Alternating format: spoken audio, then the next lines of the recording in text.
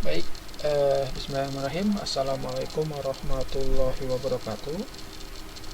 Pertama-tama, selamat datang di kelas online kita yang pertama ya. Kelas analisis kasus bisnis. Bertemu lagi dengan saya ya, yang Haji Susanto, yang akan memandu rekan-rekan sekalian untuk mempelajari tentang perkuliahan yang berkaitan dengan analisis bisnis ya. Nah, sebelumnya udah pada baca buku analisis kasus bisnis? Ada yang udah baca? Belum? Ya, pada pertemuan kita yang pertama ini kita akan lebih banyak ke pendahuluan ya. Jadi apa saja yang perlu diperhatikan selama mengikuti perkuliahan ini selama 1 semester ya, 8 pertemuan. Nah, jadi ada 2 tujuan yang ingin dicapai dalam perkuliahan analisis kasus bisnis. Jadi harapannya mahasiswa setelah mengikuti mata kuliah analisis kasus bisnis, jadi diharapkan mampu menganalisis suatu kasus bisnis berdasarkan teori-teori yang sudah dipelajari ya. Jadi rekan-rekan semua kan sudah banyak belajar ya pada pertemuan di perkuliahan sebelumnya. Maka harapannya pada perkuliahan ini rekan-rekan bisa memanfaatkan pengetahuan yang sudah dimiliki pada perkuliahan yang lain yang dulu sudah pernah dipelajari untuk menganalisis dan menyelesaikan persoalan-persoalan di bidang bisnis ya. Nah, apa saja yang secara khusus ingin dicapai pada perkuliahan kali ini, pada perkuliahan analisis kasus bisnis?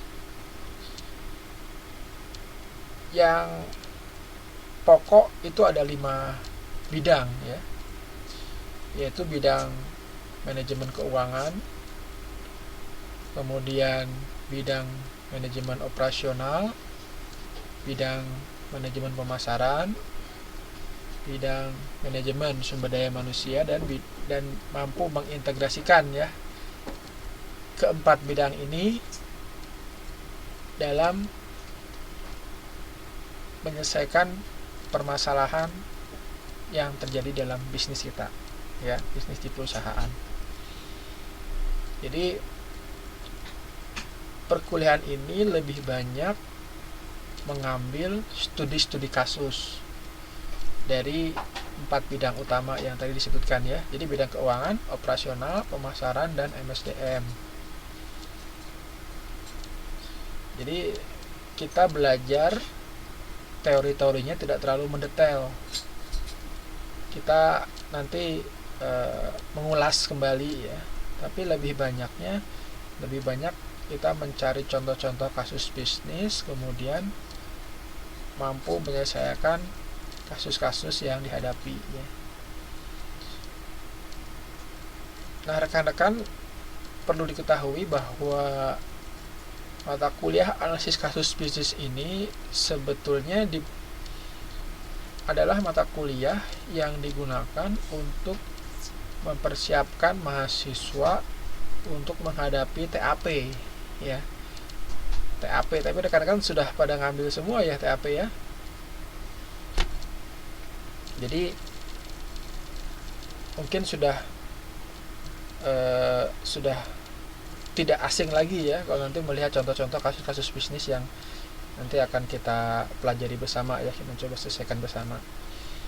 Jadi ini sebetulnya mata kuliah yang ditunjukkan untuk mempersiapkan itu ya, TAP ya. Jadi kalau ada rekan-rekan ada yang belum lulus atau hasilnya kurang memuaskan pada TAP sebelumnya, maka mudah-mudahan dengan mengikuti mata kuliah ini bisa memperbaiki hasilnya ya, ketika nanti perlu dilakukan pengulangan TAP ya. Tapi kalau yang sudah lulus ya alhamdulillah, jadi tidak perlu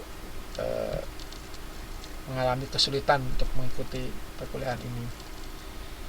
Nah, ini rencana pertemuan yang kita targetkan selama 8 pertemuan kita bisa menyelesaikan total 9 bab ya, ada 9 bab yang dibahas pada buku analisis kasus bisnis ini. Ya, kita masuk ke pertemuan pertama saat ini, nanti kita membahas pengantar, kita masuk ke modul 1, membahas tentang konsep dasar analisis keuangan. Kemudian nanti hari Minggu besok kita TTM, nanti kita melanjutkan kematerian yang belum selesai pada pertemuan malam ini, dan mungkin bisa masuk ya ke modul yang kedua. Kemudian pertemuan ketiga masuk ke modul kedua, menyelesaikan termasuk kalau ada kesulitan, permasalahan di modul 1 dan modul 2. Mudah-mudahan nanti bisa dibahas bersama ya pada pertemuan online minggu depan atau ketika tatap muka ya TTM 1.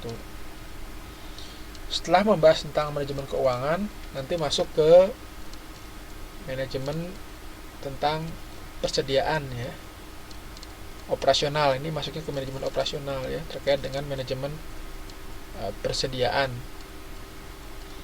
Jadi nanti membahas tentang strategi proses, bagaimana menentukan lokasi, merencanakan kapasitas produksi, kapasitas suatu perusahaan, suatu bisnis gitu ya, dalam menciptakan suatu produk ya, ataupun berapa kuantitas yang dibutuhkan ketika kita akan melakukan pemesanan material ya, material atau produk kepada supplier. Itu masuk ke pertemuan keempat ya, nanti rencanakan akan kita mulai di pertemuan keempat.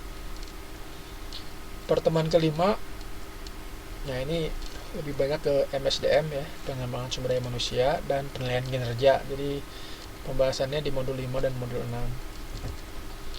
Kemudian pertemuan ke-6 ini masuk ke manajemen pemasaran.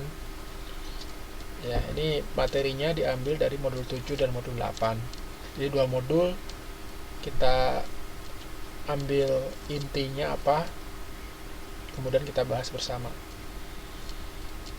Pada pertemuan ke-7 kita masuk ke TTM 2. Mungkin nanti akan ada kuis ya, contoh-contoh dari kasus-kasus bisnis, contoh-contoh soal yang pernah muncul dalam TAP gitu ya. Itu akan kita coba kerjakan bersama nanti ketika TTM 2 ya, TTM 2. Kemudian pada pertemuan ke-8 ini masuk ke contoh-contoh kasus ya, lebih banyak mengevaluasi, mereview yang sudah dipelajari, kalau ada yang dipertanyakan atau tidak, dan melihat contoh-contoh kasus nyata di lapangan ya, seperti apa gitu ya. Nah, ini gambaran rencana pertemuan kita selama 8 kali ya, analisis kasus bisnis. Kemudian terkait penilaian, jadi kalau rekan-rekan bingung ini nilainya dapatnya dari mana, yang jelas secara umum kita mengikuti standar yang sudah ditetapkan dari UT pusat ya. Jadi penilaiannya sebagian dari penilaian ujian itu yang berhak untuk menilai itu dari pusat. Kemudian ada juga nilai pendukung ya yang diambil dari pertemuan kita ya. Jadi nanti 50% dari pusat, 50% dari saya ya, tutor ya. Jadi kalau rekan-rekan nanti misalnya dari saya nilainya besar, tapi ketika ujian tidak bisa mengerjakan dan kurang dari 30 nilainya, maka itu akan kemungkinan akan kesulitan juga untuk lulus dalam perkuliahan ini. Jadi kalau meskipun nanti dari saya nilainya bagus gitu ya, tapi ketika ujian ternyata nilainya rendah sekali, maka dinyatakan tidak lulus ya. Jadi ujian ini sangat penting. Oleh sebab itu nanti kita banyak latihan soal ya, latihan soal. Jadi analisis kasus bisnis ini perkuliahannya lebih banyak melatih pemahaman kita dalam mengidentifikasi permasalahan yang dihadapi ya. Jadi permasalahan kasus bisnis misalnya terkait dengan keuangan. Ini bagaimana sih sebetulnya cara menyelesaikannya? Tools apa yang bisa kita gunakan untuk menyelesaikan permasalahan keuangan tersebut? Oleh sebab itu, harapannya rekan-rekan bisa lebih aktif untuk belajar mandiri ya. Karena di sini belajar mandiri dan berlatih ya, mengerjakan.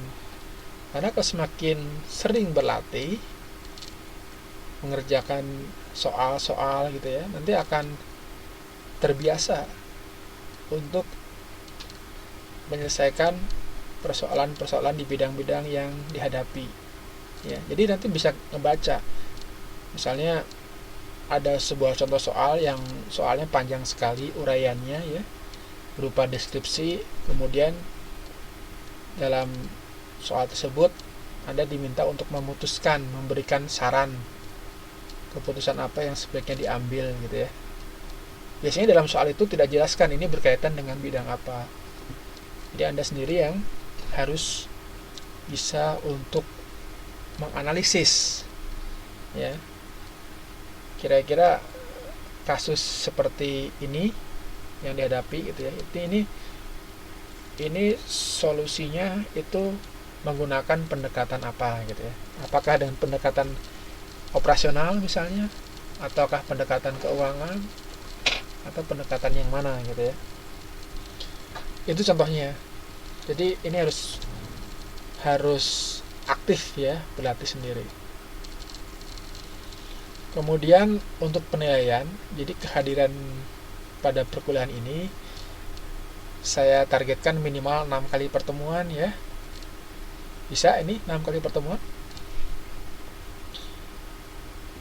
Jadi harapannya rekan-rekan semua nanti bisa memperkirakan kira-kira saya mau bolos berapa kali gitu ya. Jadi kesempatan bolosnya 2 kali misalnya ya. Jadi diatur nih mau bolos 2 kali ini pada pertemuan kapan ya. Kalau misalnya rekan-rekan ada acara atau ada keperluan yang mendesak sifatnya ya. Tapi kalau bisa full 100% itu lebih baik lagi. Nah, jika ada yang merasa kurang dari 6 kali pertemuan, maka menghubungi saya ya. Dan nanti kita akan diskusikan tugas apa yang bisa diberikan untuk menggantikan pertemuan yang tidak hadir gitu ya. Itu ya tentang kehadiran. Jadi kalau misalnya 6 kali datang terus ya udah 100% pasti nilainya bagus, nilai kehadirannya 100, saya kasih 100 gitu ya. Nah kemudian terkait tugas, jadi kalau di penilaian mata kuliah itu ada nilai kehadiran, kemudian ada nilai tugas. Nilai tugas ini ada 3 poin yang harus dipenuhi ya. Nah saya membaginya menjadi 3 tugas ya. Jadi ada tugas individu, kemudian ada tugas kelompok ya.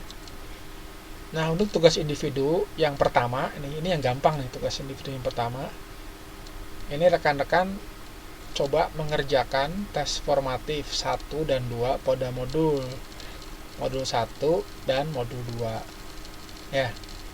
Ini baru masuk udah tugas, bukan, ini maksudnya biar nanti bisa dipersiapkan gitu ya. Tuh. Jadi coba nanti dibuka bukunya, situ ada tes formatif 1 dan tes formatif 2 ya. Yang tidak bisa datang boleh via email ke saya ya. Gitu ya. Nah, boleh via email. Nanti formatnya mungkin atau dititipkan juga boleh ya, dititipkan ke rekannya yang dekat lokasi rumahnya ya, bisa. Ini dikerjakan dengan tulis tangan ya, karena kan ujiannya kan pakai tulis tangan juga ya. Jadi ini kita juga sekaligus melatih. Nanti kalau misalnya ada ujian, kita udah siap mulai persiapan dari sekarang. Jadi harapannya nanti teman-teman ini semuanya yang menjadi peserta di kelas ini bisa lulus semua ya. Jadi harapannya mudah-mudahan bisa lulus semua dan mendapatkan nilai yang baik. Tugas ini pertama ini dikumpulkan ketika TTM 1 ya, pada tanggal 6 September 2015. Nanti pas pertemuan kita kumpulkan tugasnya. Ini tes formatif 1-2 ini sebetulnya ini udah ada penjelasannya ya, tinggal Anda cukup memahami saja. Kemudian tugas yang kedua, individu, ini mungkin akan saya ambil dari kuis kayaknya ya,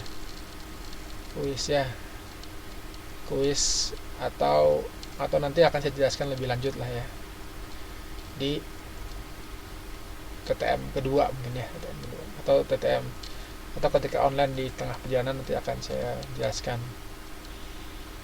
Dan tugas yang ketiga ini kelompok. Ini rekan-rekan, ini ada berapa orang pesertanya ya? 1, 2, 3, 4, 5, 6, 7, 8, 9 ya, 9 orang ya. Mungkin nanti ini teknisnya akan saya jelaskan lebih lanjut di TTM ya. Jadi harapannya nanti teman-teman, tugas kelompok ini adalah biasanya saya meminta masing-masing kelompok untuk membuat soal ya, soal contoh kasus bisnis gitu ya, soal kasus bisnis. Jadi bisa ngambil dari contoh-contoh TAP, soal-soal TAP ya, membuat soal dan memberikan solusinya dari soal tersebut ya. Jadi gampang kan ya. Jadi teman-teman yang buat sendiri soalnya dan teman-teman juga yang memberikan solusinya. Nanti harapannya dari soal ini nanti bisa disaringkan ke rekan-rekan yang lain ya, di kelompok yang lain. Jadi nggak boleh sama nanti di tiap kelompok. Jadi kita nanti punya beberapa contoh soal gitu ya.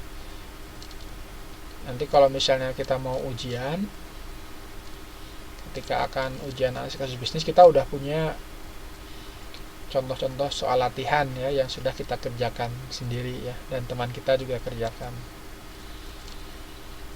Itu ya. Jadi ya itulah harapannya bisa membantu rekan-rekan untuk mempersiapkan, sekaligus langsung mempersiapkan ujian. Termasuk juga kan ada yang belum beres karirnya juga ya.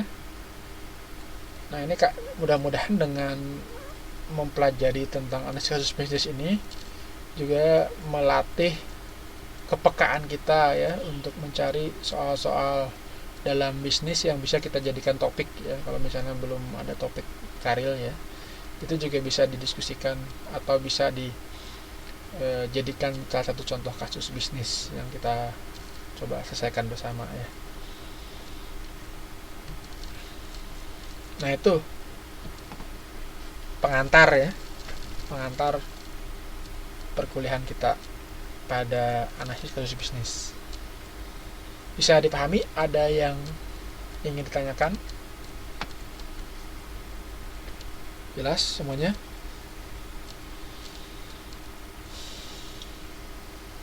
Ya, paham ya, jelas ya? Tidak sulit, insya Allah mudah ya. Insya Allah mudah.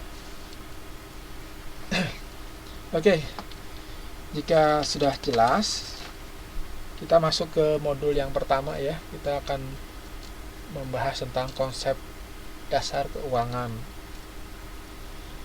Nah, terkait dengan konsep dasar keuangan, barangkali rekan-rekan pernah belajar tentang nilai waktu suatu uang ya, time value of money.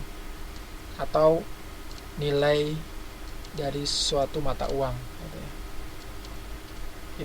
Jadi seperti yang telah dipelajari pada perkuliahan yang lain ya, yang pernah dipelajari, kita sama-sama paham bahwa yang namanya uang itu memiliki nilai, memiliki waktu. Jadi nilai uang saat ini tentu akan berbeda ketika kita gunakan di masa yang akan datang. Kenapa berbeda? Karena kita mengenal adanya konsep suku bunga ya.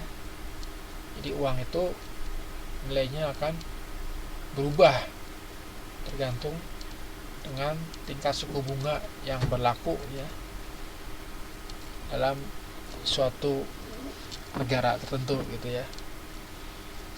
Contoh sederhana di Indonesia ya, kita punya uang 5.000. Kalau kita belikan makanan, misalnya gorengan ya, ote-ote atau pisang goreng dan jenisnya, mungkin 5.000 kita dapat 4 biji ya sekarang. Di masa depan dengan nilai uang 5.000 ya, dengan uang 5.000 dengan uang yang sama, mungkin di masa depan kita tidak akan bisa membeli 4 biji gorengan. Kita mungkin cuma dapat 2 atau 3 ya. Nah, di sini terjadi perubahan nilai atau kemampuan uang untuk membeli produk gitu ya, membeli barang itu berbeda nilainya. Itu yang dikenal dengan time value of money. Termasuk kalau kasus yang lain, misalnya kita menabung ya, menabung di bank, menabung di sebuah lembaga finansial tertentu gitu ya. Uang yang kita tabung saat ini nilainya tentu akan berbeda di tahun depan. Biasanya kita dapat bunga ya, berapa persen dari nilai yang kita miliki saat ini. Nah, ini terjadi perubahan nilai. Jadi nilai misalnya 100.000 sekarang, ini di masa depan ini nilainya bukan 100.000. Ini nilainya bisa menjadi 105.000 misalnya ya. Jadi 5.000 itu bunganya. Tapi sebetulnya sama-sama 100.000, tapi dia nilainya mengalami perubahan. Nah, untuk apa kita memahami tentang time value of money dalam manajemen keuangan? Biasanya dalam manajemen gitu ya, dalam keputusan manajemen, kita dalam mengambil sebuah keputusan di bidang keuangan, kita perlu mempertimbangkan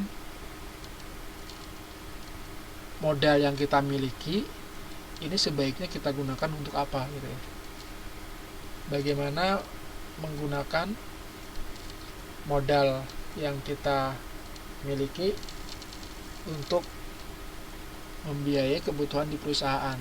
Apakah kita investasikan ataukah kita belanjakan gitu ya, ataukah mau seperti apa gitu ya. Jadi berhubungan dengan pengambilan keputusan di bidang keuangan.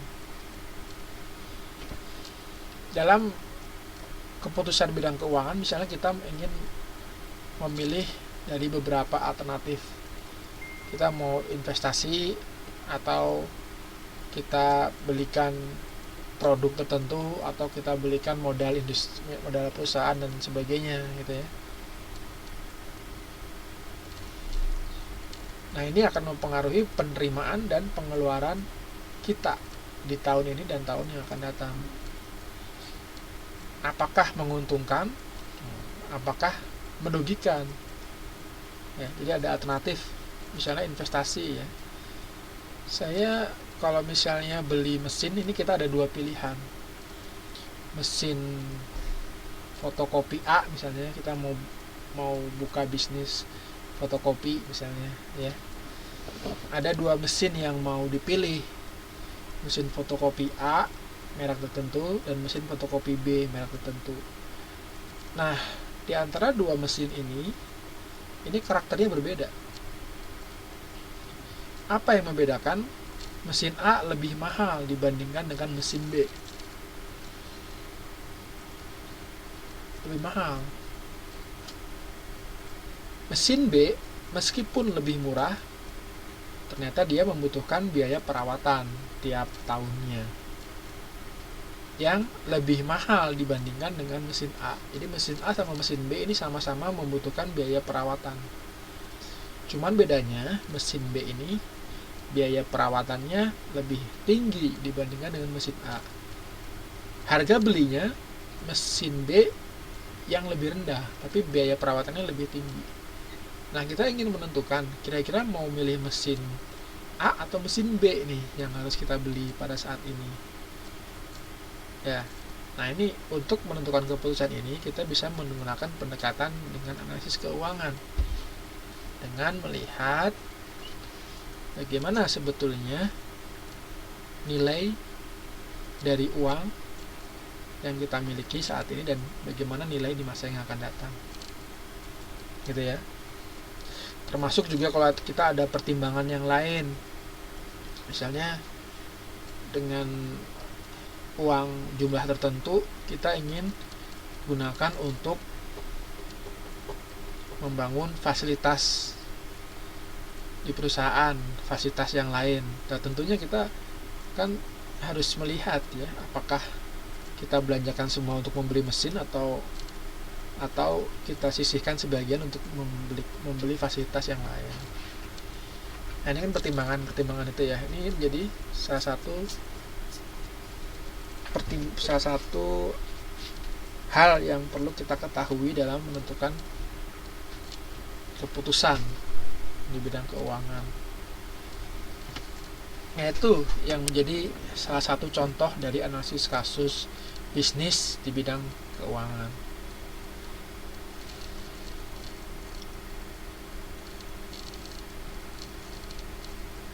Nah, ini ya yang tadi saya bahas, nilai uang. Jadi Anda bisa melihat di slide ini ya. Nilai uang berubah terhadap waktu, sehingga untuk dapat memilih yang terbaik dari berbagai tabel aliran dana, diperlukan konversi pengeluaran atau penerimaan pada berbagai selang waktu yang berbeda ke titik tertentu yang ekuivalen. Jadi maksudnya bagaimana? Maksudnya begini.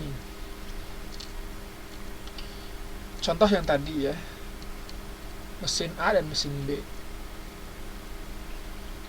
Tiap tahun dia membutuhkan biaya perawatan. Perawatannya berbeda. Nah, kita untuk menilai mesin mana yang harus dipilih. Nah, biaya perawatan tiap tahun itu tahun besok gitu ya. Tahun depan, tahun kedua, ketiga dan seterusnya. Besarnya biayanya kita konversi dengan nilai saat ini gitu ya. Berapa sih kira-kira nilai di masa depan itu kalau kita tarik menjadi nilai saat ini gitu ya. Nah, itu maksudnya ditarik pada satu titik tertentu yang ekuivalen. Karena kita ingin membandingkan jadi pengeluaran dan penerimaan yang kita nanti akan yang akan terjadi ya pada kedua mesin tersebut. Nah, biasanya untuk memudahkan kita untuk menganalisis sebuah aliran keuangan, kita menggunakan suatu aliran dana atau cash flow ya. Masih ingat cash flow? Masih ingat? Cash flow ada nilai masa ini, ada nilai masa depan ya. Ada present value, ada future value. Masih ingat? Udah lupa. Waduh, bahaya udah lupa ya. Nah, ini contohnya ya, konsep time value of money. Nilai uang Rp1.000 sekarang tidak sama dengan nilai Rp1.000 itu tahun ke depan. Mengapa? Karena dengan memanfaatkan uang tersebut dalam 1 tahun dapat menghasilkan sejumlah uang tertentu lagi, sehingga nilai uang dipengaruhi oleh waktu ya.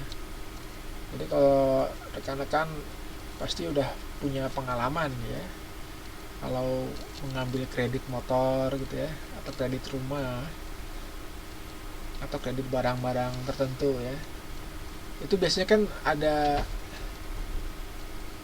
cicilan ya, besaran cicilan yang harus kita bayarkan per bulannya gitu ya. Nah, bagaimana menentukan besarnya cicilan yang harus kita bayar tiap bulannya?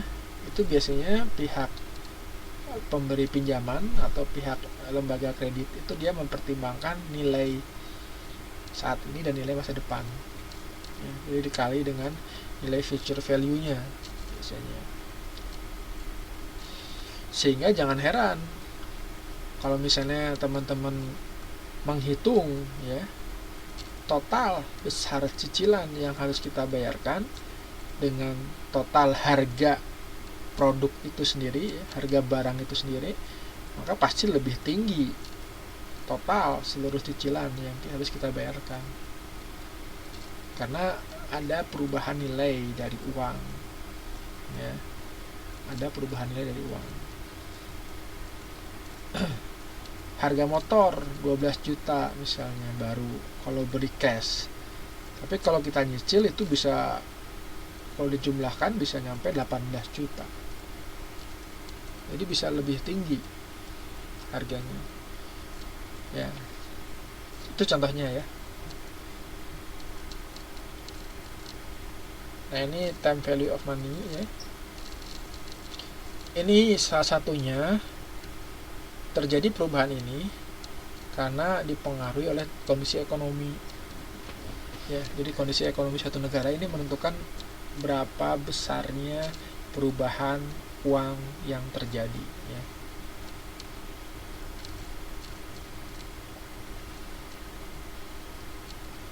Dan ini biasanya dicerminkan dalam tingkat suku bunga bank.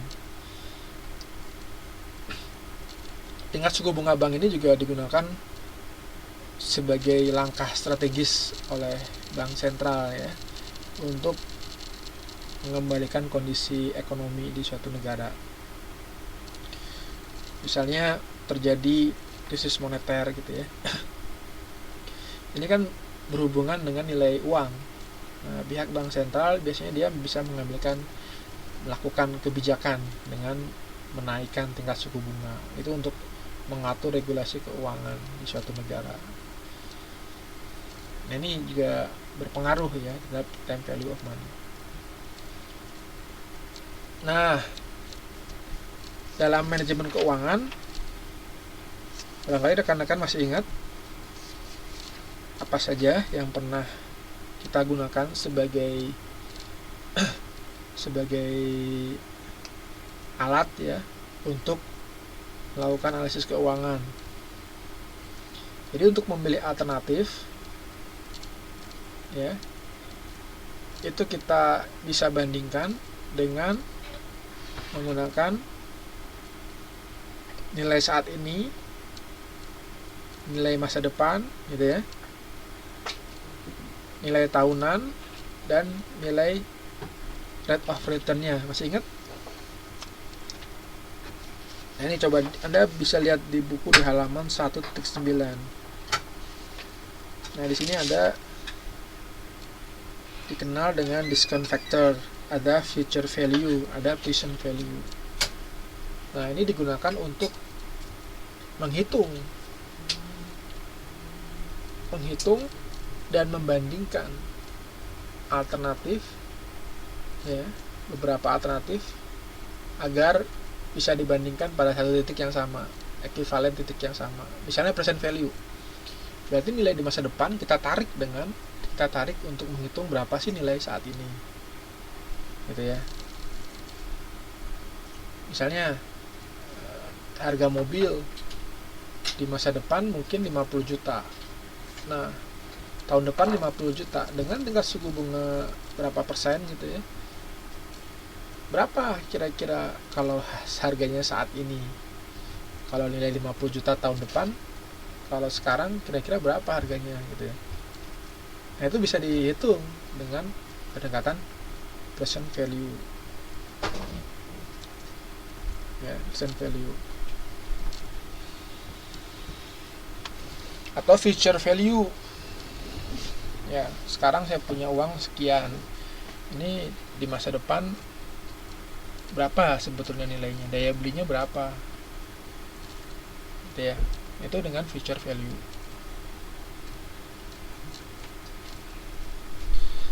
Nah, untuk membandingkan kita mengenal dengan istilah cash flow ya. Cash flow. Kalau di buku ini modelnya ada tabel ya. Bisnis A tingkat bunga 10%, periode 5 pembayaran 2 kali. Ini bagaimana? Bisnis B tingkat bunga 8%, periode. Ini kan dibandingkan ya. Nanti milih bisnis mana yang paling menguntungkan. Gitu ya.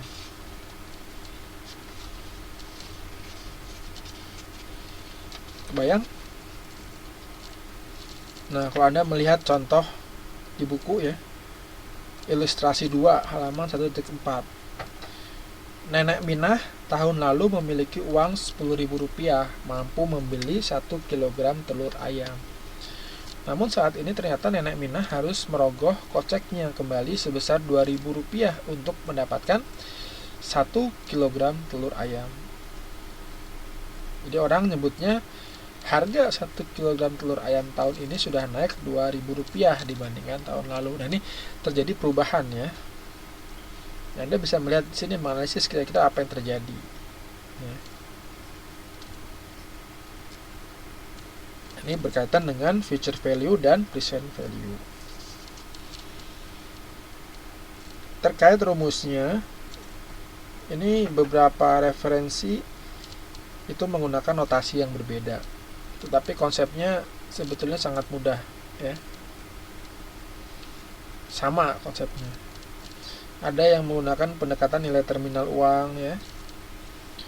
Nilai terminal uang itu adalah nilai uang pada tahun ke-0.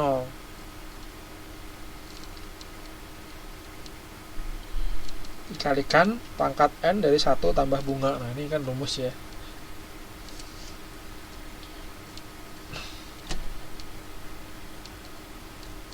Oke, untuk lebih memudahkan ini saya kasih gambaran. Nah, ini contoh aliran kas nih ya.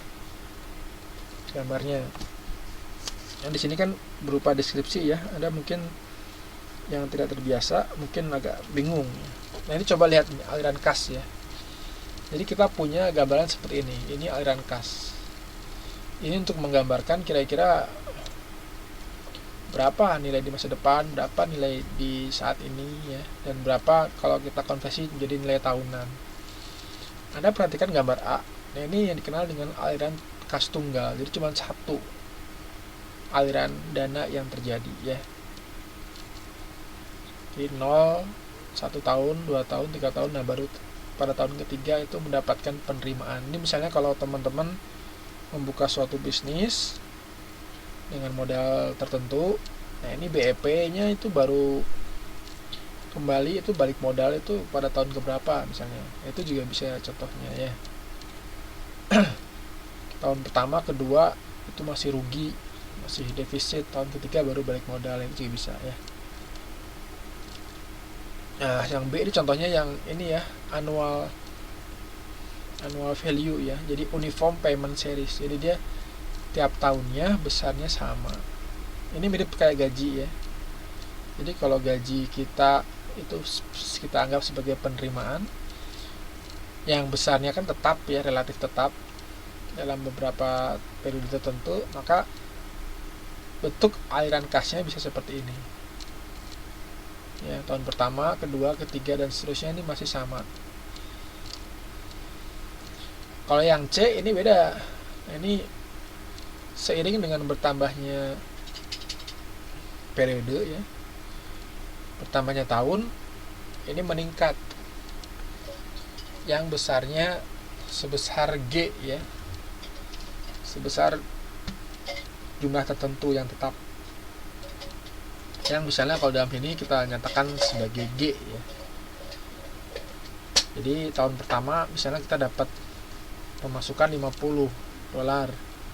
Tahun kedua $50 ditambah G. Nah, G-nya kita tentukan berapa besarnya. Tahun ketiga berarti $50 tambah 2G. Jadi terus tiap tahun meningkat. Ini contohnya ya. Ini contoh-contoh iron kas. Ada lagi yang seperti ini ya. Ini dikenal dengan iron kas yang geometric gradient. Ya, ini minimal tahu aja ya. Untuk gambaran, nggak usah dihafalin, nggak apa-apa. Minimal kita kebayang. Kemudian yang E ini yang tidak tetap. Jadi dia tiap tahun berbeda-beda iron kasnya. Oh iya, sebelum masuk sini mungkin saya tadi lupa. Jadi ini itu biasanya dikenal dengan iron net cash flow. Net cash flow itu apa? Net cash flow itu adalah iron cash yang sudah kita hitung penerimaan dan pengeluarannya. Ya, ini ya, poin kedua. Net cash flow adalah gambaran tentang jumlah antara penerimaan dan pengeluaran pada saat yang bersamaan. Jadi ada penerimaan, ada pengeluaran, itu udah kita hitung. Ya, kita jumlahkan, kita selisihkan gitu ya. Penerimaan dikurangin pengeluaran, positif atau negatif gitu ya. Ini menentukan arah cash flow-nya. Ya, kalau lebih besar penerimaan berarti positif gitu ya. Berarti penerimaannya masih untung gitu ya. Masih profit. Tapi kalau pengeluarannya lebih tinggi daripada penerimaan berarti kita masih defisit, masih rugi ya. Nah, ini yang tadi ini contoh iron kas bersih ya. Ini sudah kita pertimbangkan penerimaan dan pengeluarannya. Sudah kita kalkulasikan.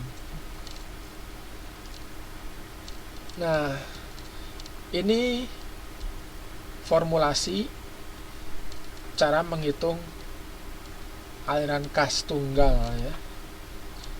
Ini yang dikenal, ini untuk menghitung present value dan future value. Jadi rumus yang Anda baca di buku ini ya, 1.5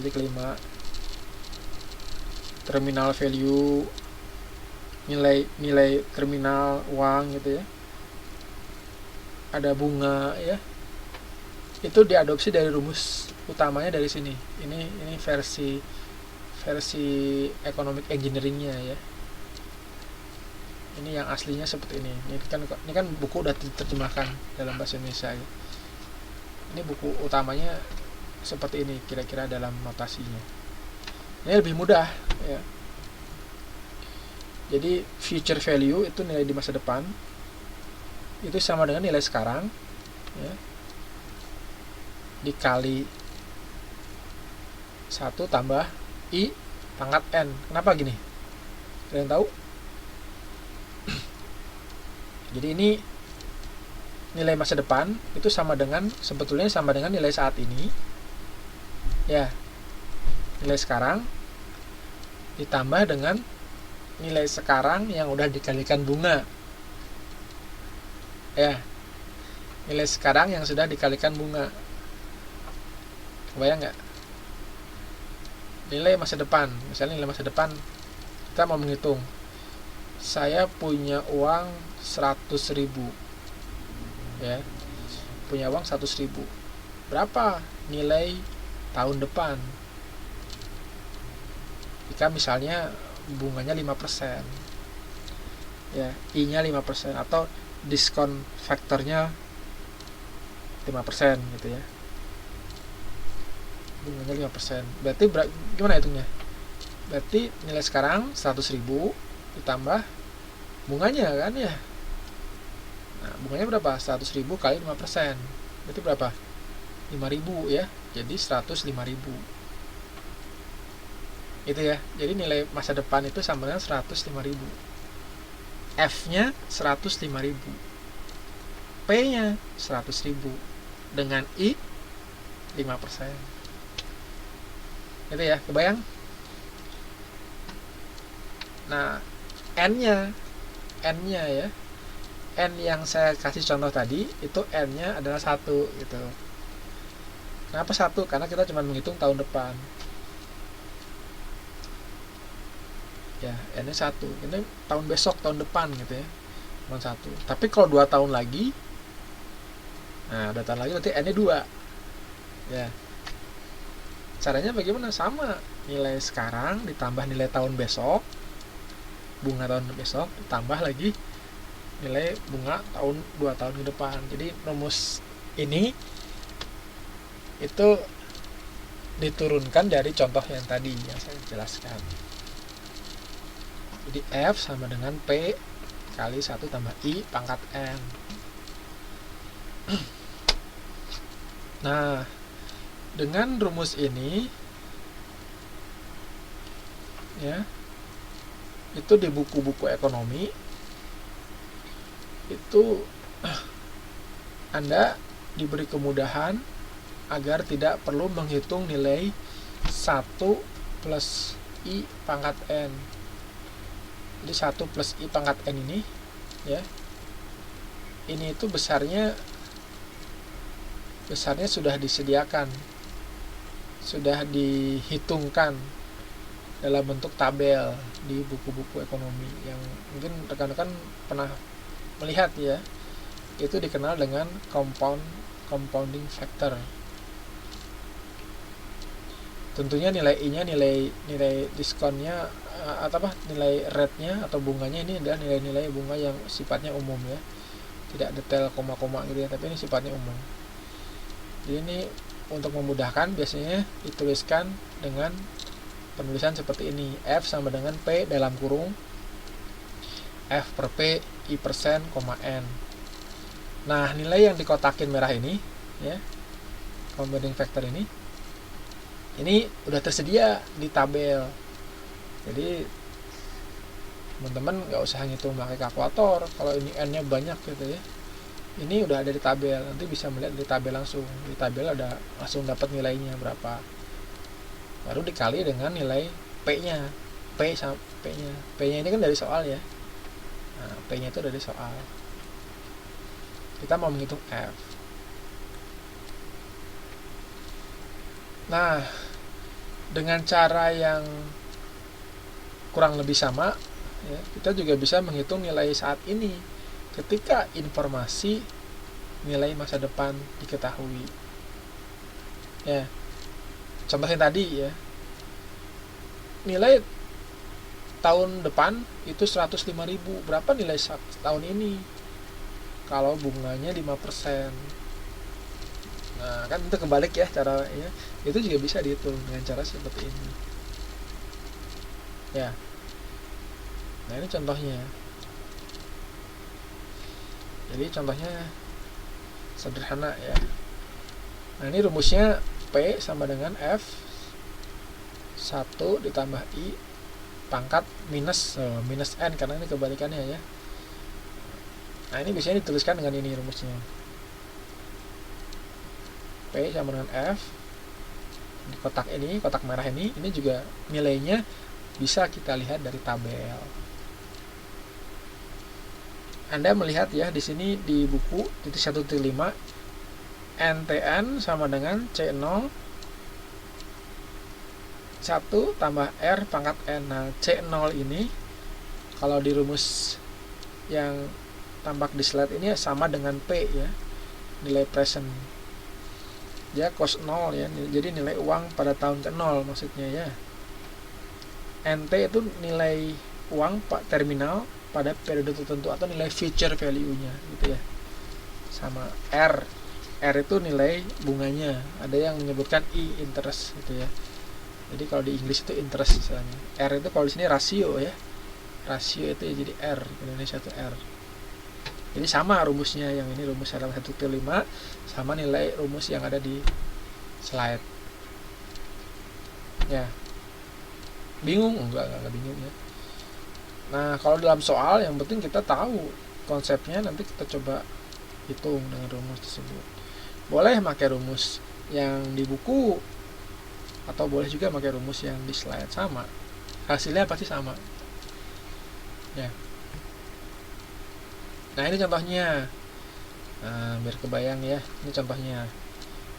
Misalkan saat ini tahun 2015, pada tahun 2020 akan diterima uang sebesar 1 juta. Ini RP ya, RP 1 juta.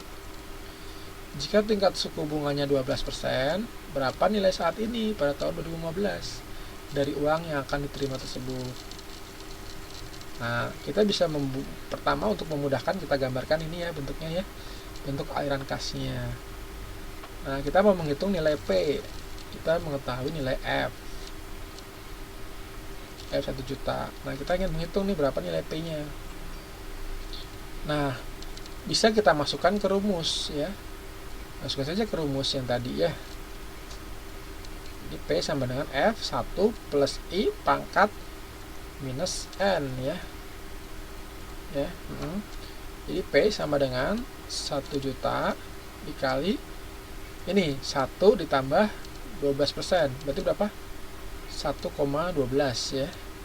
Pangkat minus 5. Nah, ini kan kalau harus pakai kalkulator ya. Kalau nggak pakai kalkulator kita akan kesulitan untuk menghitung nilai ini. 1,12 pangkat minus 5. Hasilnya sama dengan 427 rupiah. Ya, jadi nilai saat ininya adalah 567 rupiah gitu ya. Ini cara pertama ya, dengan menghitung secara manual dengan kalkulator. Nah, pendekatan kedua ini menggunakan tabel. Nah, Anda bisa mengecek di dalam tabel buku-buku ekonomi, biasanya industrial engineering atau keuangan itu ada tabelnya. P per F 12%,5. Ini langsung dilihat aja dari tabel, nanti dapat nilainya 0,5674. Apabila dikalikan dengan nilai 1 juta, hasilnya relatif sama ya, 567.400. Ini 567.427. Ini terkait pembulatan saja, tapi sama hasilnya ya. Nah, jadi ini untuk memudahkan untuk pendekatan kedua itu. Nah, ini contoh tabelnya ya yang saya maksud. Jadi di tabel itu nanti akan tampak seperti ini. Ada nilai-nilainya. Pertama, Anda melihat berapa nilai rasionya atau nilai bunganya dalam tabel itu. Cek pertama 12% ya yang tadi ya. Kemudian kita mau mencari nilai P-nya, berarti cari nilai P per F. Nah, berarti tabel ini ya, ini present value ya. Nah, tabel yang kotak yang dimerahin ini ya. Nah, kemudian Anda milih kira-kira berapa tahun, berarti N-nya ya. Kan dia tahun kelima, berarti N-nya 5. Cari N-nya 5. 1, 2, 3, 4, 5. Nah, yang bawah ini ya. Nah, berarti nilainya 0,5674. Berarti nilai P per F I, N-nya itu adalah 0,5674. Masukin ke rumus yang tadi. 1 juta dikali 0,5674, dapatnya 567.400. Sama kan ya? Nah, itu cara mudah kita menggunakan tabel.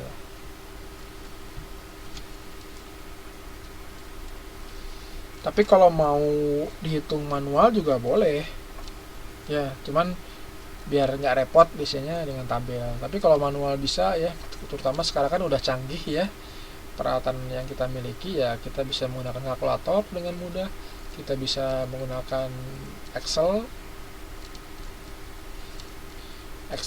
Jadi banyak ya cara untuk kita menghitung soal ini. Bahkan kalau teman-teman menggoogling ya, googling contoh software ya, membantu kita untuk menghitung present value, future value juga ada biasanya ya, ada. Nah, itu ya, kebayang semuanya sampai di sini?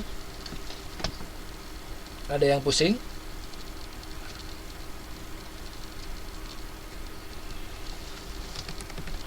Ada yang bingung?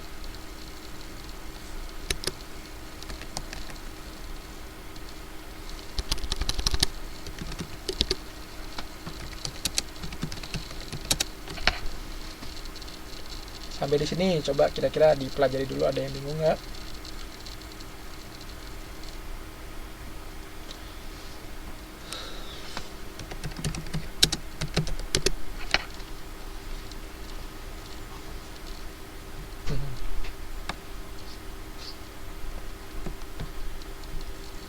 Udah ya?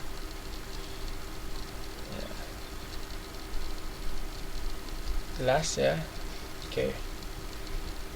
Kita lanjutkan ya. Nah, ini dengan cara yang sama juga kita bisa menentukan nilai future value. Jadi kita punya dapat informasi present value nilai saat ini ya.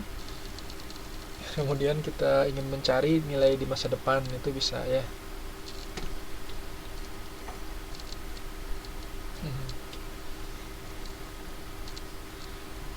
Dengan cara yang sama. Nah, soalnya ini soal yang sama ya, tapi kita bisa analisis atau variasi soalnya itu bisa bermacam-macam. Yang pertama tadi ya, mencari nilai saat ininya berapa. Yang kedua tadi mencari nilai masa depannya berapa ya. Nah, yang ketiga kita mencari nilai tahunnya, ini n-nya berapa gitu ya. Berapa tahun. Nah, misalnya ini contohnya. Pada akhir tahun 2005, Brodin, namanya Brodin ya. Tahu Brodin nggak? Kenal nama Brodin? Ya, ini contoh nama saja ya. Ada yang sama dengan Brodin itu ini ya, vokalis lagu dangdut itu ya, namanya Brodin. Nah, jadi Brodin ini menabung sebesar 1 juta. Tabungannya akan diambil jika jumlahnya minimum telah menjadi kelipatan 2 dari tabungan semula. Jadi dia punya uang 1 juta. Nah, dia pokoknya saya mau ngambil uang saya kalau udah 2 juta gitu ya istilahnya. Jika tingkat suku bunganya 12% per tahun, maka pada tahun berapa tabungan tersebut dapat diambil? Ya. Jadi dia ingin ngambil kalau misalnya nilainya sudah kelipatan 2 dari tabungan semula. Udah 2 juta. Ya. Nah, ini caranya adalah dengan dihitung seperti ini ya. Anda bisa melihat sini. Jadi F sama dengan P 1 plus I pangkat N. Itu rumusnya ya. Kemudian kita masukkan nilai F-nya 2 juta, P-nya 1 juta. Kita mau mencari nilai N-nya. Nah, dengan kalkulator yang dengan kalkulator yang sudah ada sekarang ini, kita bisa menghitung berapa nilainya. Jadi ini masih ingat, dengan cara ini kita cari nilai pangkatnya ya. Jadi nilai pangkatnya. Jadi 2 juta sama dengan 1 juta dikali 1,12 pangkat berapa? Ya. Jadi kita menggunakan ln ya. N sama dengan ln 2 dibagi ln 1,12 sama dengan 6,1 tahun. Karena kita ingin mencari nilai N-nya, nilai pangkatnya.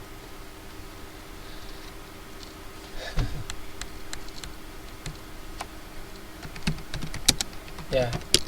Nah, setelah dihitung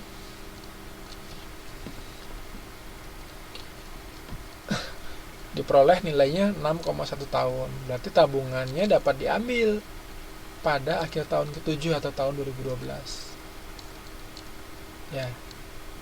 Itu setelah 6 tahun ya, ditabung baru bisa berjumlah 2 kali dari nilai yang ditabungkan.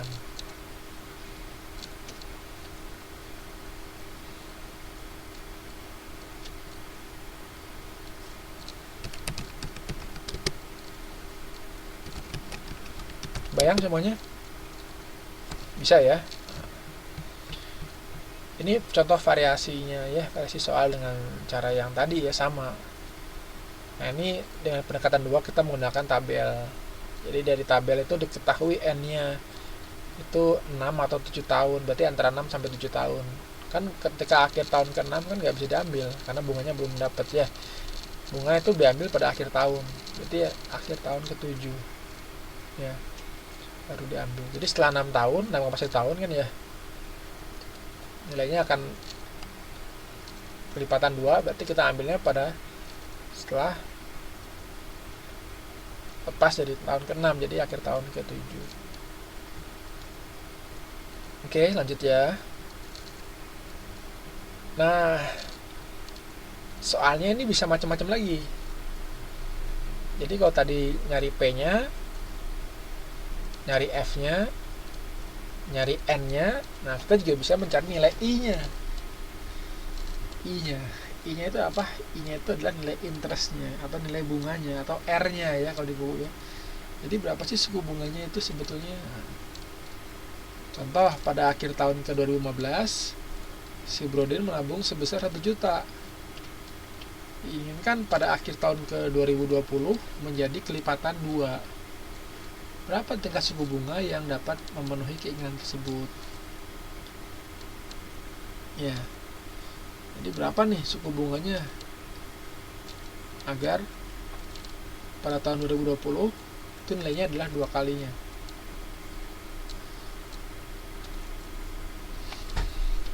Ya, ini caranya gini ya. Nah,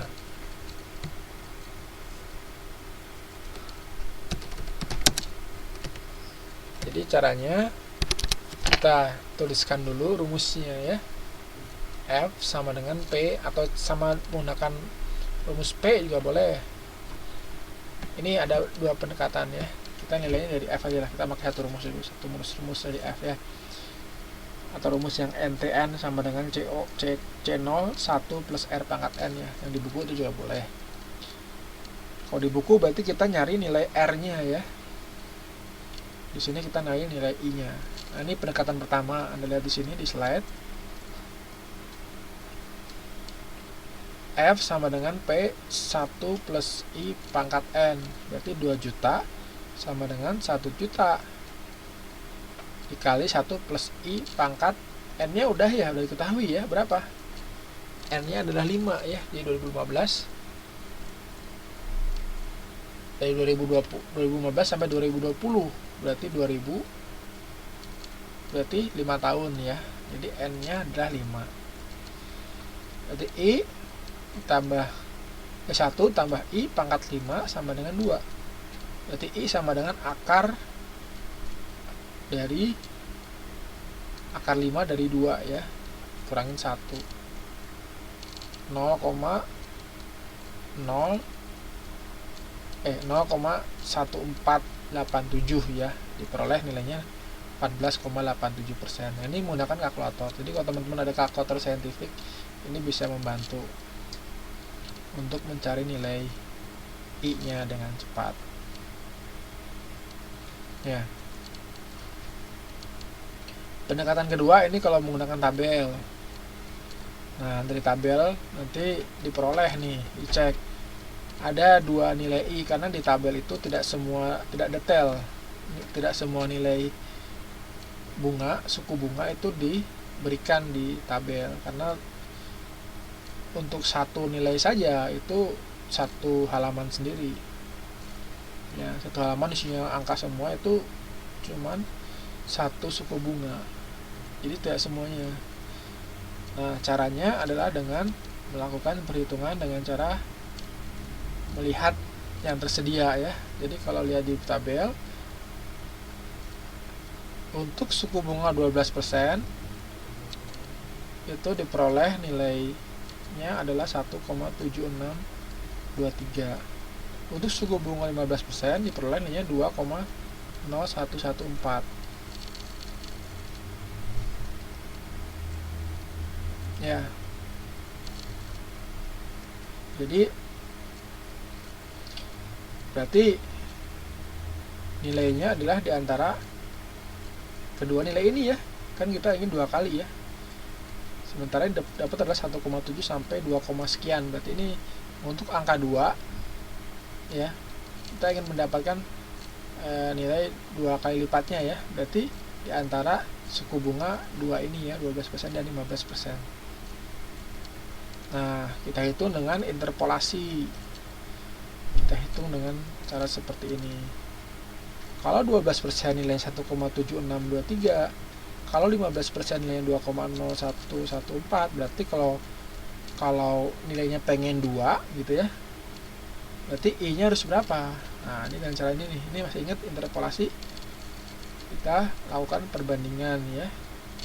X per 3 sama dengan 2 dikurangin 1,7623 dibagi 2,0114 dikurangi 1,7623. Ya, jadi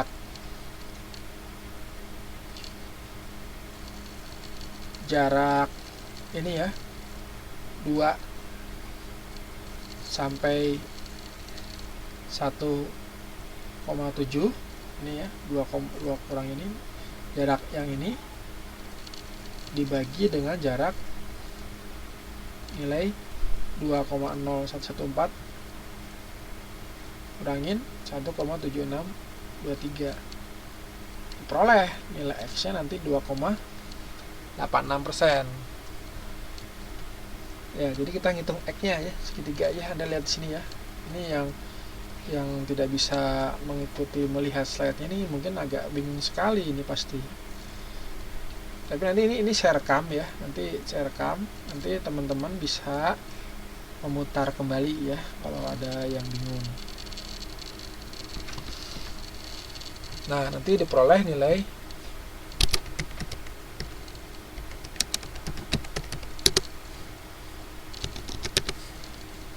ya, di YouTube-nya ada nanti ya. Saya setelah ini selesai, ini proses merekam.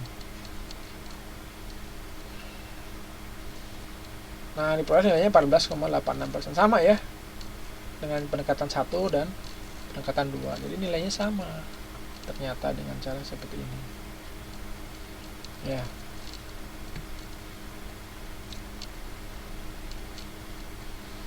Nah, dari contoh yang tadi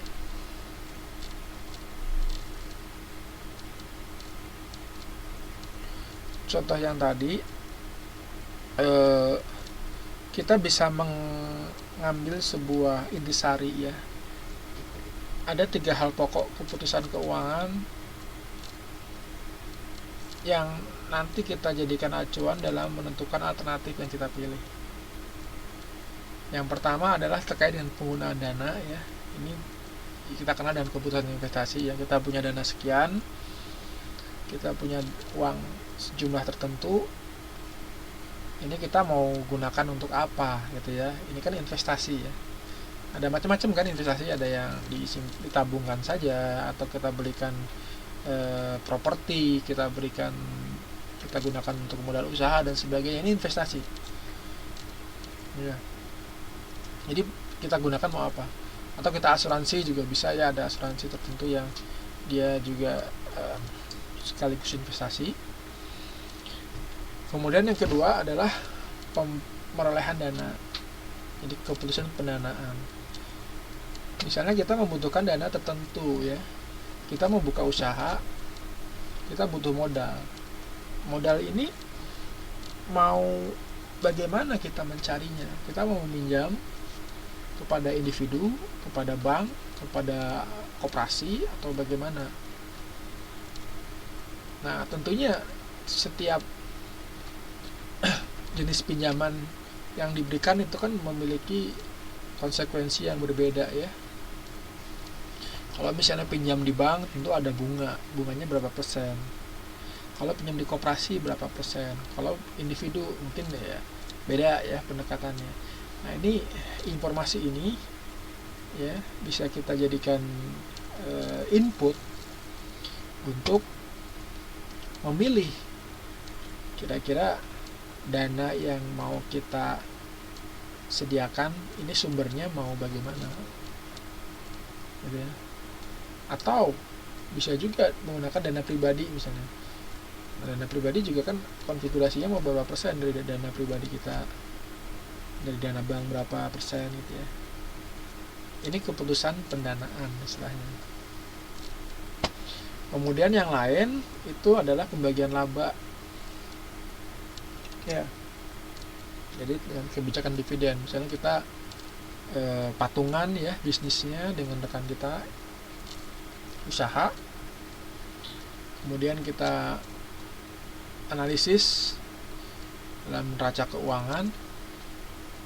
Nah, ini untuk tahun ke depan ini berapa persen laba ini harus kita bagi ya, mau berapa persen konfigurasinya. Ini juga terkait dengan analisis keuangan ya, terkait dengan keputusan keuangan. Oke, jadi ini 3 hal pokok dalam keputusan keuangan. Kebayang semuanya? Ini masih dasar ya. Saya mereview kembali sebetulnya, sedikit mereview kembali tentang konsep dasar keuangan. Ada nilai present value, ada future value, ada nilai menentukan berapa suku bunganya, ada menentukan annual value ya.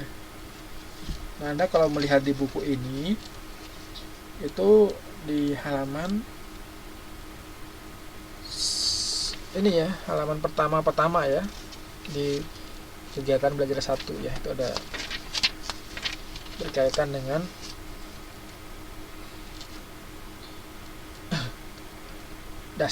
pokok dasar menguasai keuangan ya, analisis keuangan.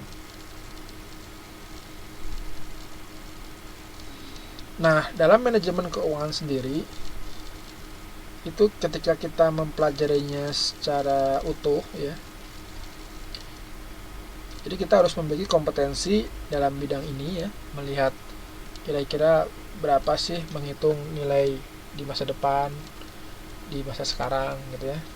Kemudian yang lain yang tidak kalah pentingnya juga adalah untuk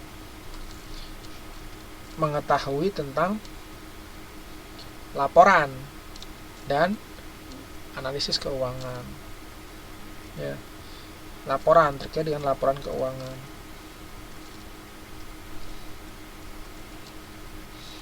Laporan keuangan. Nah, ini Anda melihat, coba dibuka halaman 1.21 ya.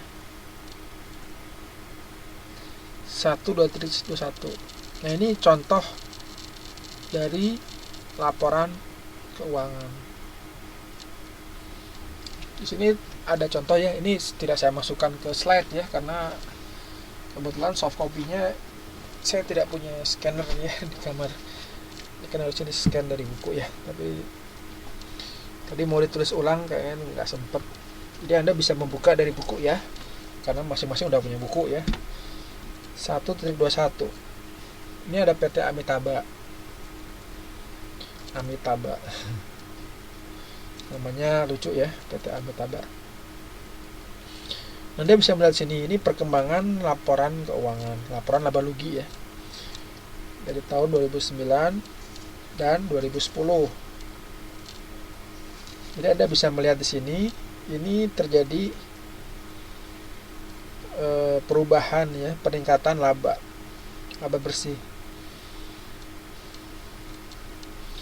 Nah, dari laba ini kita bisa menghitung berapa persen rasio peningkatan dari tahun ke tahun ya, dari laba bersih ini.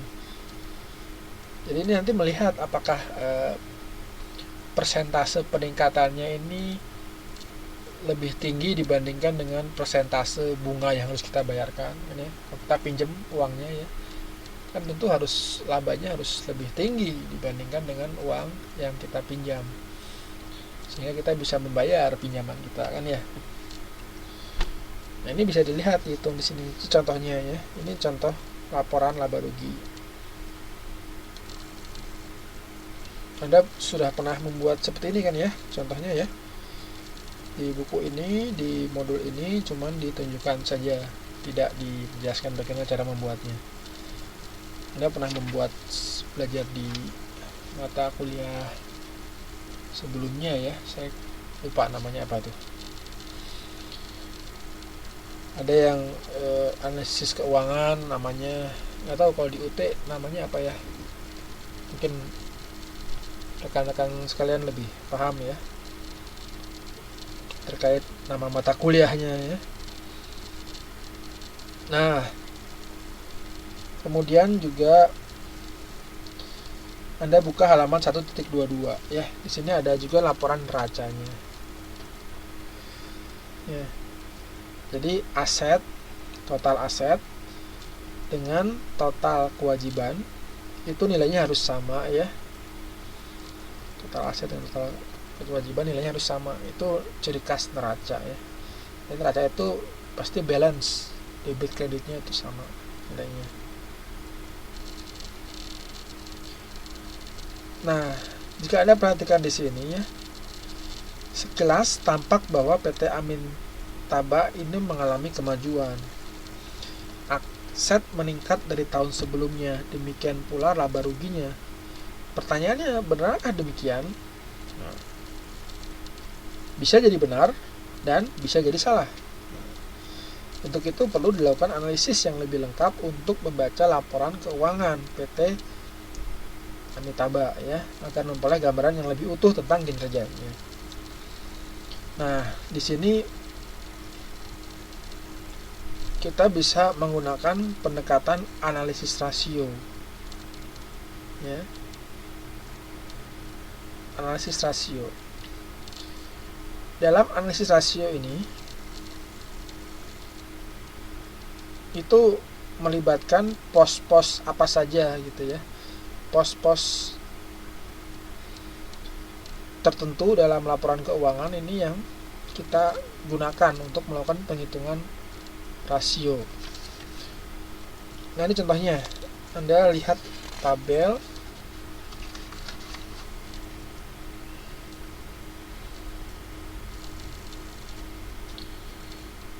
dari mulai halaman 1.23 ya, sampai halaman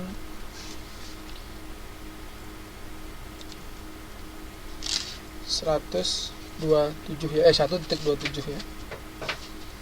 Jadi Anda lihat di sini.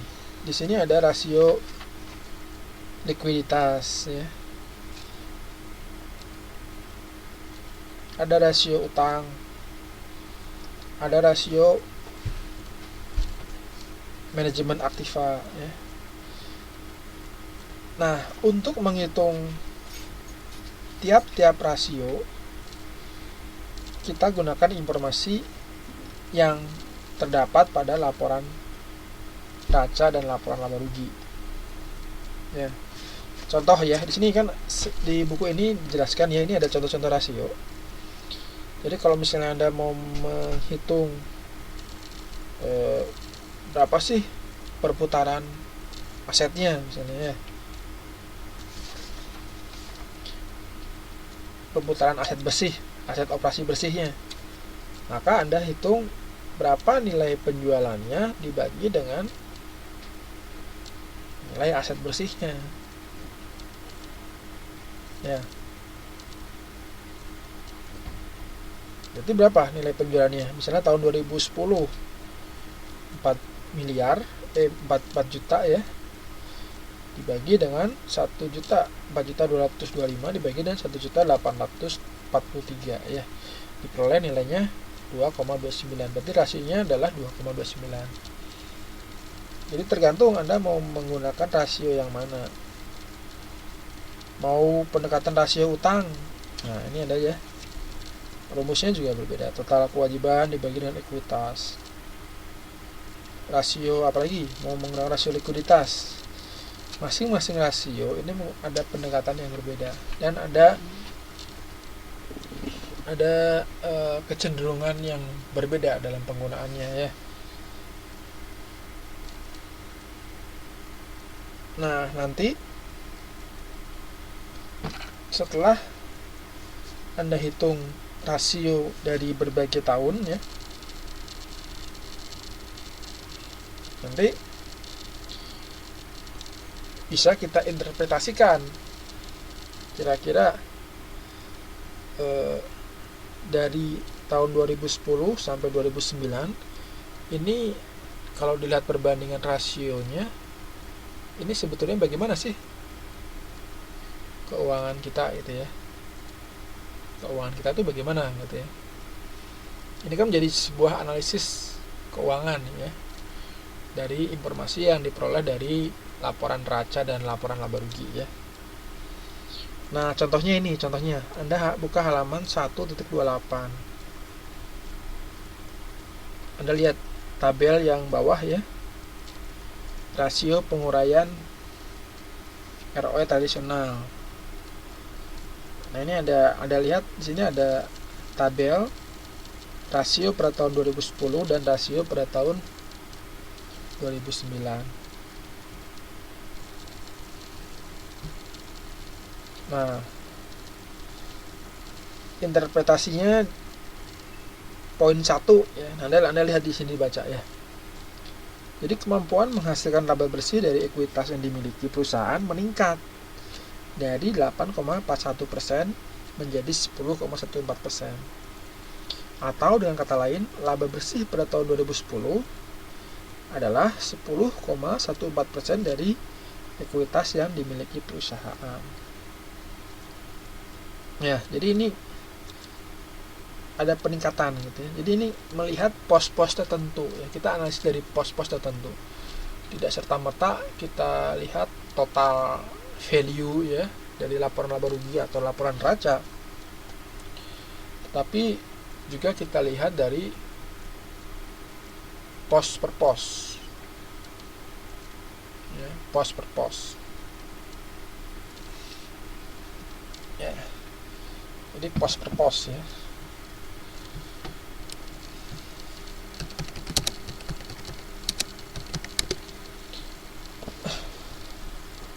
Pos per pos.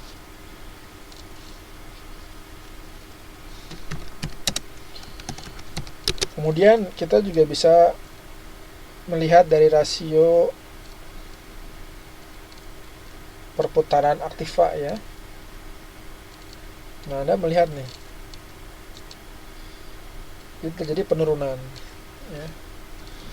Terjadi penurunan. Nah, di sini Anda melihat di sini per poin ya, pos per pos ini ternyata memiliki tingkat analisis yang berbeda.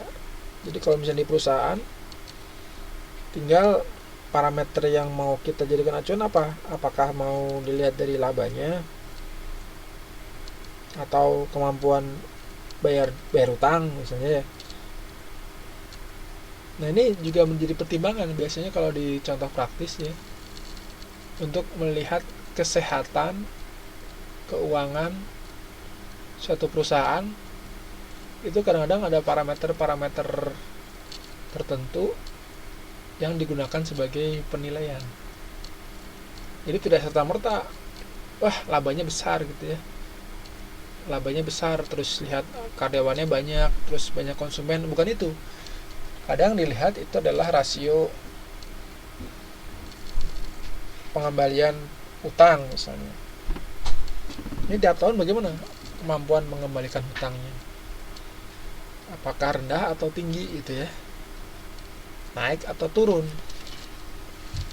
Jadi dengan omset yang besar tiap tahun bisa jadi kemampuan membayar hutangnya rendah.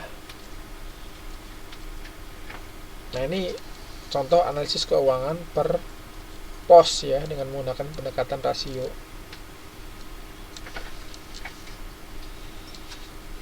Ya, ini contohnya. Kemudian ini ada lagi contoh lagi ya,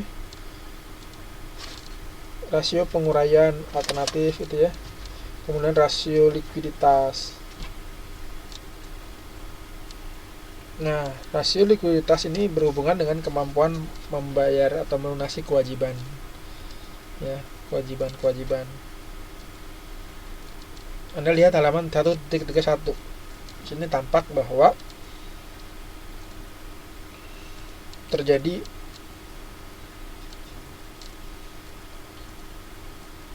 peningkatan ya, kemampuan dalam melunasi kewajiban pembayaran aktiva aset lancar ya. Kemudian untuk melunasi kewajiban modal kerja juga ya, di sini ada peningkatan.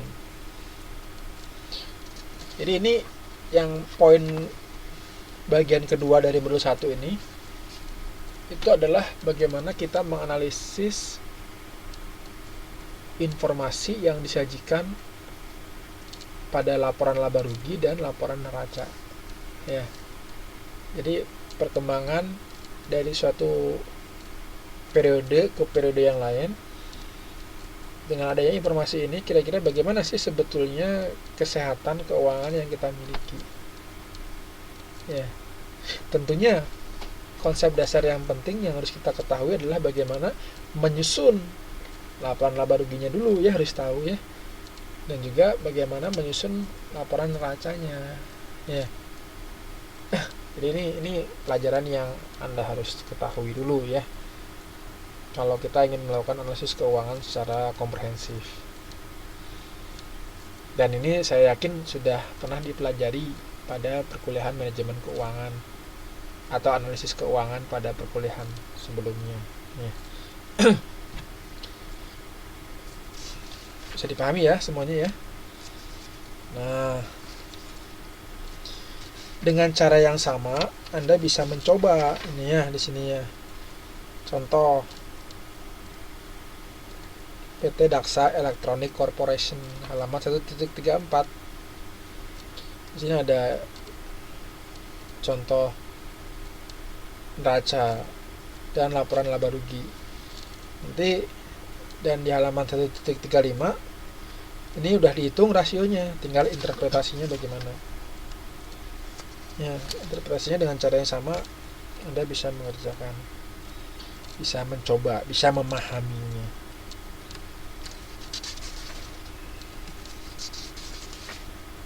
Begitu kira-kira, ya. Ada yang ingin ditanyakan sampai di sini? Any question?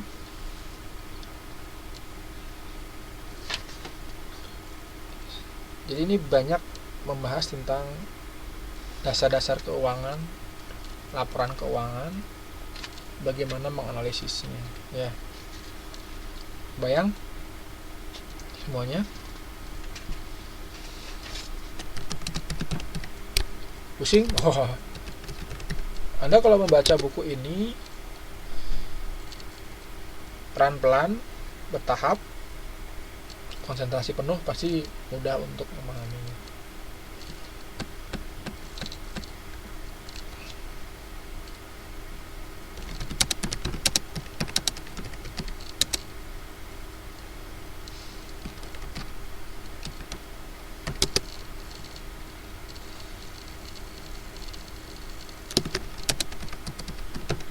Ada pertanyaan sampai di sini?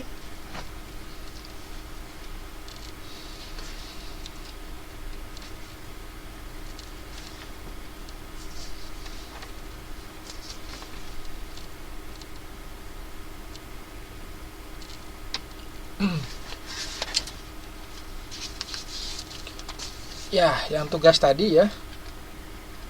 Tugas tadi tugasnya yang mana tadi? Coba kita balik ke slide yang sebelumnya, ya. Kembali ke slide sebelumnya. Tugasnya adalah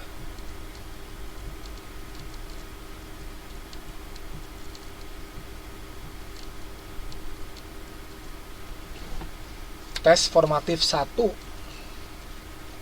dan 2 pada modul 1, ya.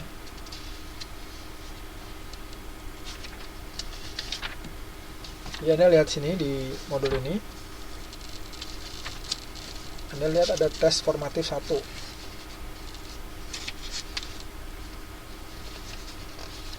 Tes formatif 1 itu halaman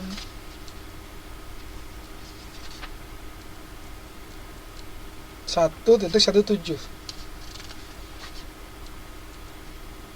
Ya. 1.17 itu ada pilihan ganda, ya, 5 soal. Anda coba kerjakan. Anda coba dengan tulis tangan.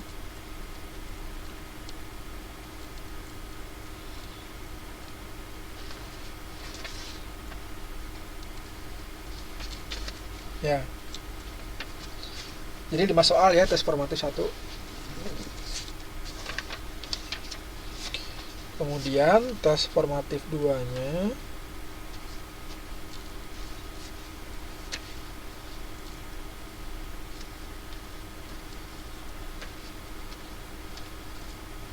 halaman 1.37. 5 soal juga ya. Jadi 10 soal. Modul 1 saja ya, modul 2 nggak usah. Modul 1 aja. Modul 2-nya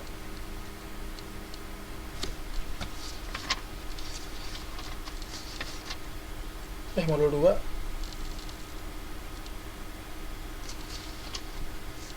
ya, modul 2 nanti saja ya. Modul 2 ini berhubungan dengan depresiasi. Nanti kita bahas pada pertemuan tatap muka dulu ya. Tatap muka. Iya, itu ada kunci jawabannya. Justru kalian itu memudahkan biar kalian menulis.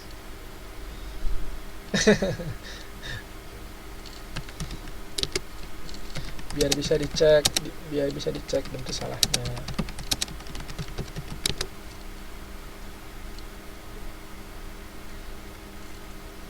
Tapi pertama-tama Anda coba sendiri dulu ya.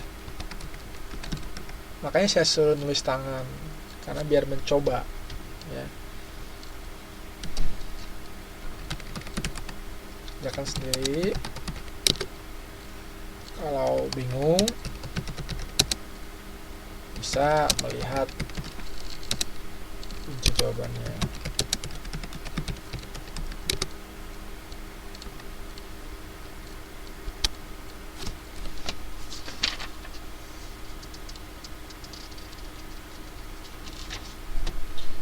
Jadi dikerjakannya dengan dijelaskan caranya ya, kenapa jawabannya itu, mengapa demikian. Kalau di kunci jawaban kan ini cuman ini aja ya, cuman poin-poin saja ya, cuman B, C, C, D gitu ya, tapi tidak jelaskan kenapa nilainya.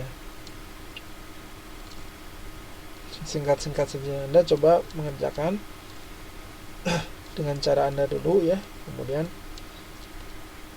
lebih lengkap dari kunci jawaban ini ya.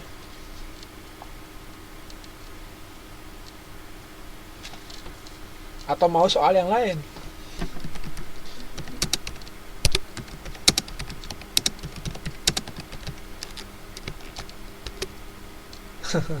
Kalau mau soal yang lain gak ada kunci jawabannya ya.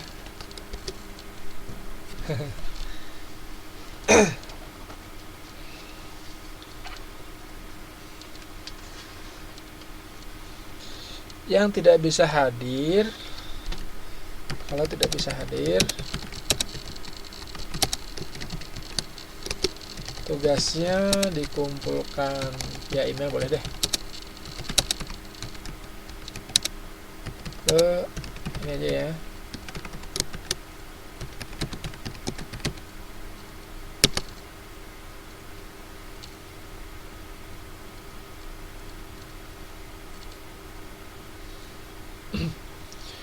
Kemudian yang tidak hadir dikerjakan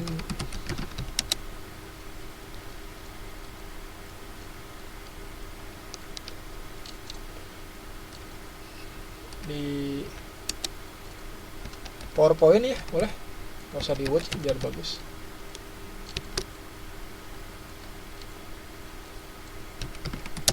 Biar jelas. Satu nomor, satu slide.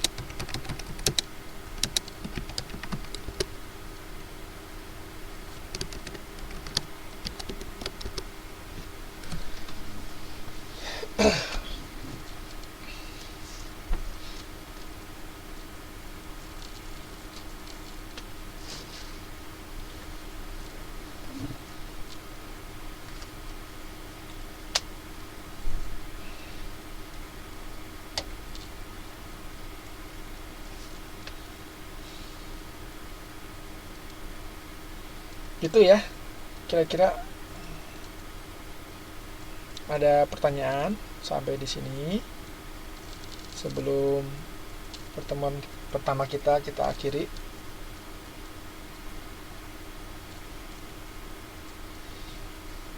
Jelas semuanya?